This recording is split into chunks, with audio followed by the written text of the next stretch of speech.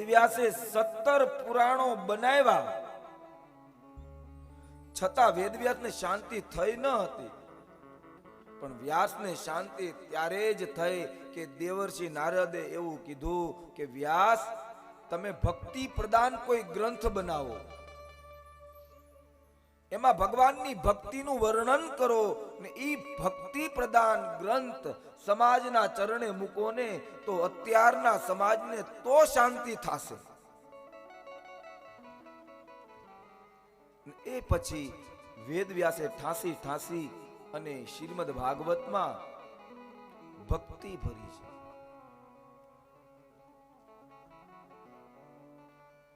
મારા બાપ, અત્યારનો મેં શબ્દ લીધો છે ભક્તિ.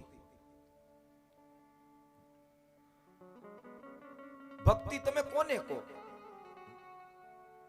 કોઈ એમ કહે ને કે આ બહુ ભગવાનનો ભગત છે. જો સમાજ દોરંગો છે.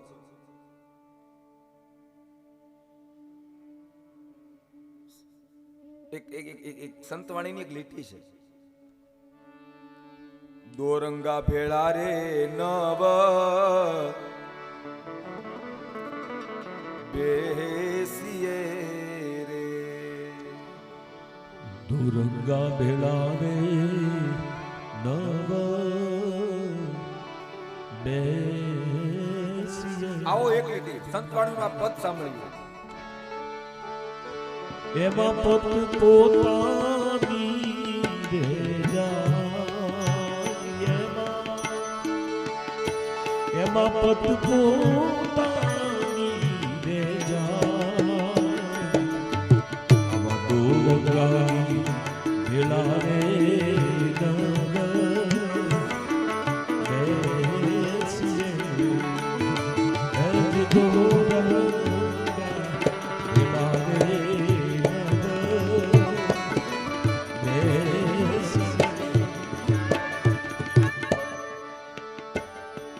મારો બાપ, ધ્યાન દેજો, કથામાં ઉતારવા જેવી કથા હું કરું છું તમને.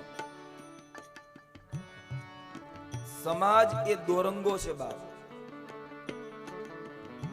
આજ સમાજ તમને હાથીની અંબાડીએ પણ ચડાવી દે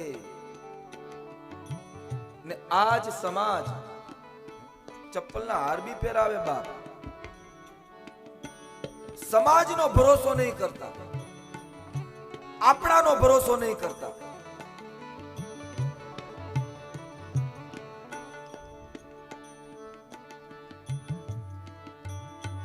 મને સંત મૂળદાસ ની વાત યાદ આવે. આપણી બાજુનું અમરેલી. હે બાપ, આ તમે બધાએ જ નામ સાંભળ્યું છે. સંત મૂળદાસ થઈ ગયા અમરેલીમાં. અને મૂળદાસ એવા સંત હતા બાપ કે કાળ આવે ને કાળ, તો કાળને પણ એમ કહી શકે કે તું ઘડીક થોભી જા, મારે હજી ઘણા કામ કરવાના બાકી છે. આવો કોઈ તપસ્વી સાધુ હોય તો એ અમરેલીમાં બેઠો સંત મૂળદાસ. પણ મારી વાત મારા યુવાન ભાઈ બહેનો, સંત મૂળદાસની વાત હું એ માટે કરું છું કે આ દુનિયામાં ભગવાનને પામવા માટે કોઈ શ્રેષ્ઠ સાધન માણસ પાસે હોય તો એનું નામ છે ભક્તિ. આ સીધી અને સાદી વાત. ભક્તિ સિવાય આપણો પાર નથી.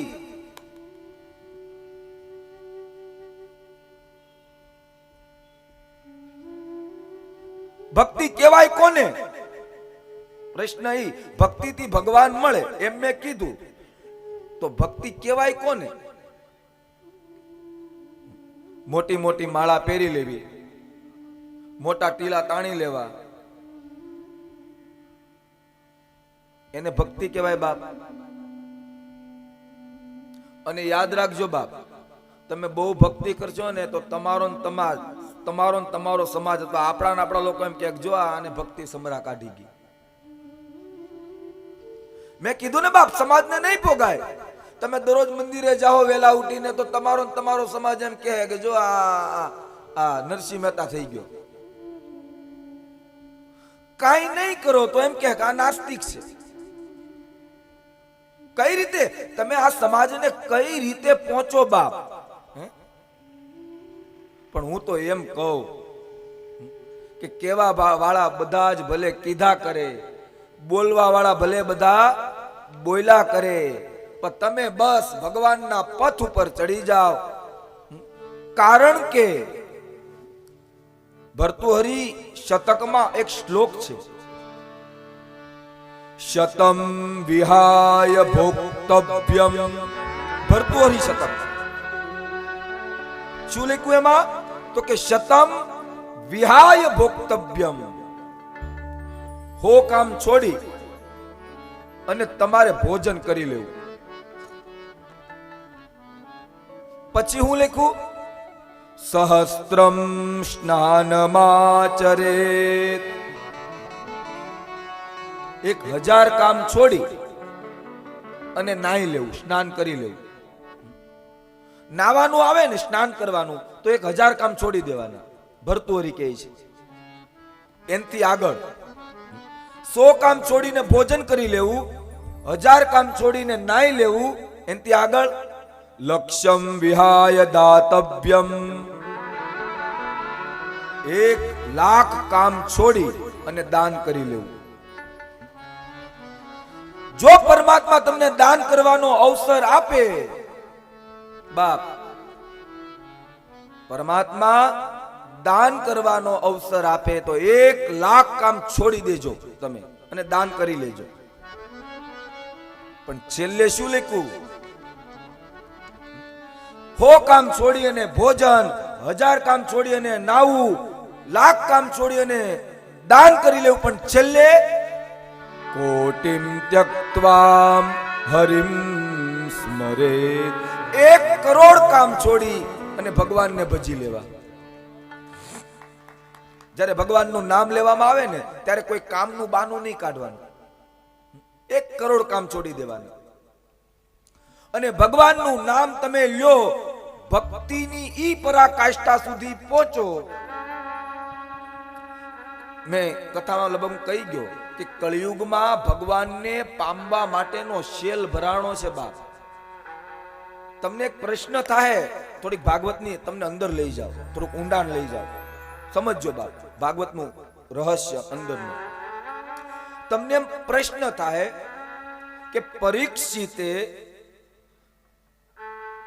કળિયુગને માર્યો કેમ નહીં? એના હાથમાં હતું, સત્તા હતી, તો પરીક્ષિતે કળિયુગને મારી કેમ ન નાખ્યો? ત્યારે દ્વાપરના અંતમાં જ્યારે પરીક્ષિત કળિયુગની પાછળ દોડ્યા તો કળિયુગને જો મારી નાખ્યો હોત તો અત્યારે આટલો બધો અત્યાચાર ન હોત. માર્યો કેમ નહીં? પ્રશ્ન.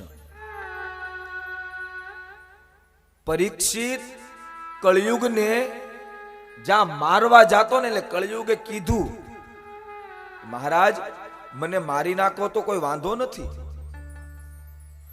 પણ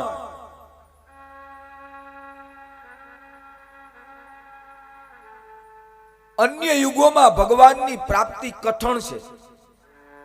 પણ મહારાજ જો તમે મને જીવતો રાખશો ને તો મારા યુગમાં ભગવાનની પ્રાપ્તિ એકદમ સહેલી છે. હવે મારા વાલા, આપણા જે કળિયુગના સંતો થઈ ગયા એને કઈ સત્યયુગના સંતો જેટલું તપ નહીં કર્યું હોય કે કર્યું હશે, છતાં કળિયુગમાં ભગવાન મળી ગયા.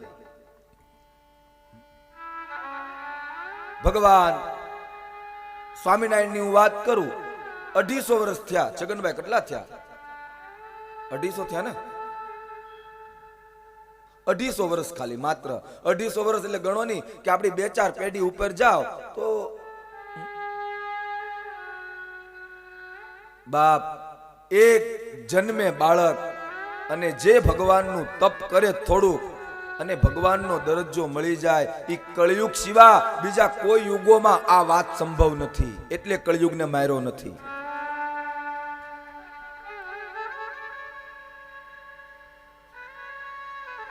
આમાંથી ઘણા લોકો એવા હશે કે બગદાણામાં બજરંગદાસ બાપાને જોયા હશે. આમાં ઘણા મારા વડીલો એને જોયા હશે. સત્તાધારમાં શામળા બાપાને જોયા હશે. તો એનું એનું એનું એનું મારા બાપ એટલું બધું ભજન છે સત્યયુગના ઋષિ જેટલું? તો કે નહીં. પણ છતાં બી એને ભગવાન મળ્યાનું કારણ તો કે કળયુગમાં ભગવાનની પ્રાપ્તિ માત્ર ને માત્ર ભગવાનના ભજનથી થાય છે, એની સિવાયનો કોઈ રસ્તો છે જ નહીં, માત્ર ને માત્ર હરિભજન. અને એ હરિભજન કેવું? હું ભક્તિના શબ્દ, એક શબ્દ મેં પકડ્યો છે, ભક્તિ. ભક્તિ કોને કહેવાય? ભક્તિમાં બહુ આમ તમારે આમ બહુ ટેન્શનમાં નહીં આવી જવાનું.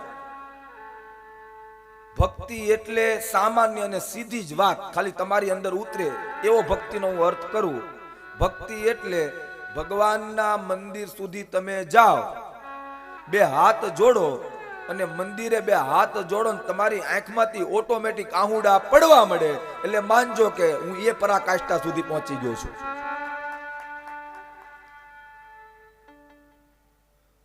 પછી તમારો સમાજ જે કહે તે તમે પાછળ ફરીને જોતા નહીં. જે સહન કરે ને એના મંદિર બને. સહન કરે, જતું કરે એના મંદિર બને. જાતું કરે ને બાપ,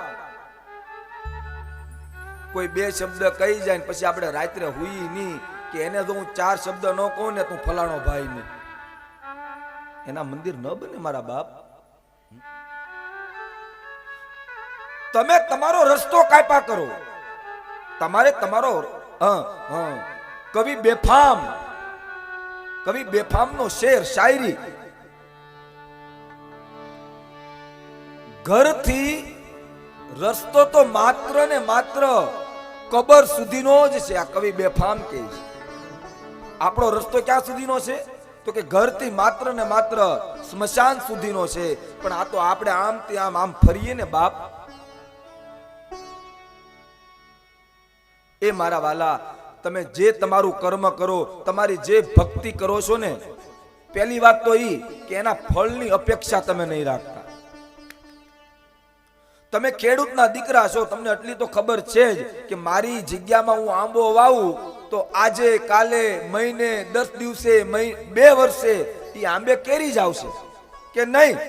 કોઈ દી એવું સાંભળ્યું કે ભાઈ આંબો વાવ્યો ને પોપૈયું આવ્યું આંબે? હે બાપ, આંબો વાવી દીધો ને પછી 10 વર્ષે એની અંદર પોપૈયું આવ્યું, આવું સાંભળ્યું માતાઓ? શું આવે? કેરી જ આવે ને, ભલે 5 વર્ષ મોડી આવે પણ આવે હું? કેરી જ આવે.